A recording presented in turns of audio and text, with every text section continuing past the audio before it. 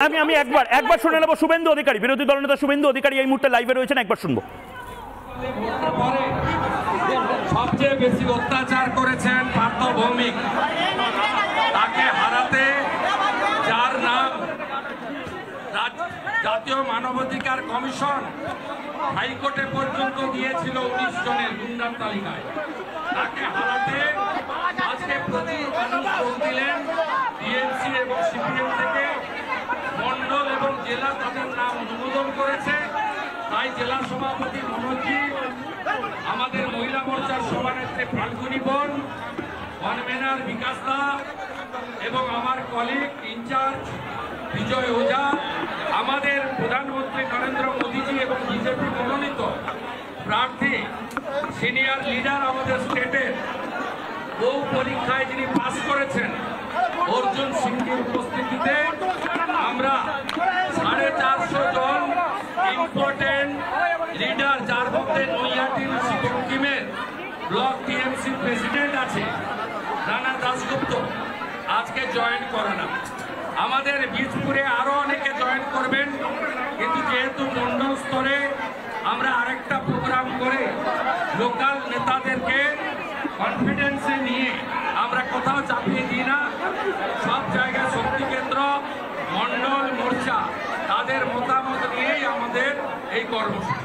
দাদা, আপনি নৈহাটিতে এসেছেন এবং নৈহাটিতে শাহজাহানের যারা সাগরের মধ্যে একাধিক জমি রয়েছে, তাদের জমির অধিকার কি করবে? সরাসরি জ্যোতিপ্রিয় মল্লিকের র্যাকেট এখানে কাজ করেছে। জ্যোতিপ্রিয় মল্লিক, বাকিবুর রহমান, শাহজাহানরা জেলে গেছে, এখনো নারায়ণ গোস্বামী, পার্থ ভৌমিকদের মতো একাধিক গরু পাচারকারী, রেশন পাচারকারী তারা বাইরে আছে। তাদের বিরুদ্ধে আমাদের লড়াই। 2021 সালে পোস্টপোল ভায়োলেন্স, তাতে জাতীয় মানবাধিকার কমিশন যে 19 জন গুন্ডার নাম দিয়েছিল, 3টে গুন্ডা জেলের মধ্যে আছে, কেষ্ট মন্ডল, শেখ শাহজাহান, জ্যোতিপ্রিয় মল্লিক। পার্থ ভৌমিক সহ 16 জন গুন্ডা এখনো জেলের বাইরে। আমরা দাবি করব নির্বাচন কমিশন এই গুন্ডাদের বিরুদ্ধে যেন যথোপযুক্ত ব্যবস্থা নেয়। গতকালের মতো আজকেও নিশীথ প্রামাণিক প্রধানমন্ত্রীকে আক্রমণ করা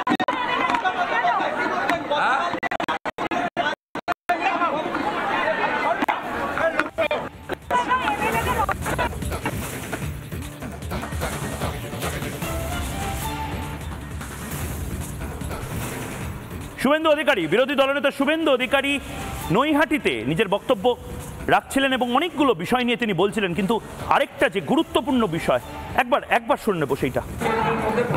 প্রধানমন্ত্রী নিশীথ প্রামাণিককে গতকাল এবং আজকে বেনামীভাবে আক্রমণ করেছে উত্তরবঙ্গ থেকে। মুখ্যমন্ত্রী গতকাল যে ভাষায় শালা শব্দে প্রধানমন্ত্রীকে সম্বোধন করেছেন, এটা বাংলা এবং বাঙালির লজ্জা। ডাক্তার বিধানচন্দ্র রায়ের পরে এইরকম একটা মুখ্যমন্ত্রী এই বাংলায় পেয়েছি আমরা, এটা আমাদের কাছে অত্যন্ত লজ্জা। যারা 21 সালে তৃণমূলকে ভোট দিয়েছিলেন তাদেরকেই এটা বিচারের ভার আমি ছেড়ে দিতে চাই। এবং এই মুখ্যমন্ত্রী জনগণ থেকে বিচ্ছিন্ন হয়েছেন, তাই গতকাল মাথাভাঙা এবং মালবাজারের সভাতে জনগণ উপস্থিত হয়নি।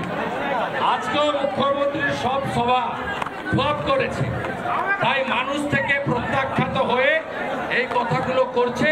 লড়াইতে কোথাও তৃণমূল নেই, পুলিশ ভার্সাস বিজেপি হচ্ছে।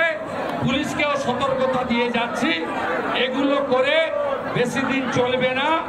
আমরা পশ্চিমবঙ্গে ডবল ইঞ্জিন সরকার করব এবং সব হিসাব একসঙ্গে হবে।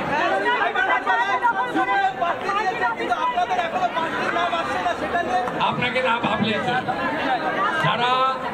যারা 5টা 10টা আসনে লড়ছে তারা প্রার্থী করতে পারে। বিজেপি 543টায় লড়ছে। বিজেপি বড় দল, 11 কোটি তার মেম্বার, পৃথিবীর হাইয়েস্ট লার্জেস্ট পার্টি। অর্থাৎ বিজেপি কি করবে ছেড়ে দেন। আর আমরা ক্যাডার বেস পার্টি, আমাদের বুথ, আমাদের শক্তি কেন্দ্র, তারা পদ্মফুল জানে, উপরে নরেন্দ্র মোদী জানে, তাই আমাদের এখানে প্রার্থী ফ্যাক্টর। আমরা আইনি পথে মোকাবিলা করব। ইলেকশন কমিশনের স্পেশাল অবজারভার এসেছে, তাদের কাছেও এই পুলিশ অফিসারদের বিরুদ্ধে বলবো ডিজিপিকে এই কারণে সরে যেতে হয়েছে। যারা এই ধরনের কাজ করবে আমি আশা করব ইলেকশন কমিশনের বিরুদ্ধে যথোপযুক্ত ব্যবস্থা নেবে। ধন্যবাদ। আরেকটা মামলাতে এনআইএ তদন্ত দাবি করেছে, কি বলবেন দাদা?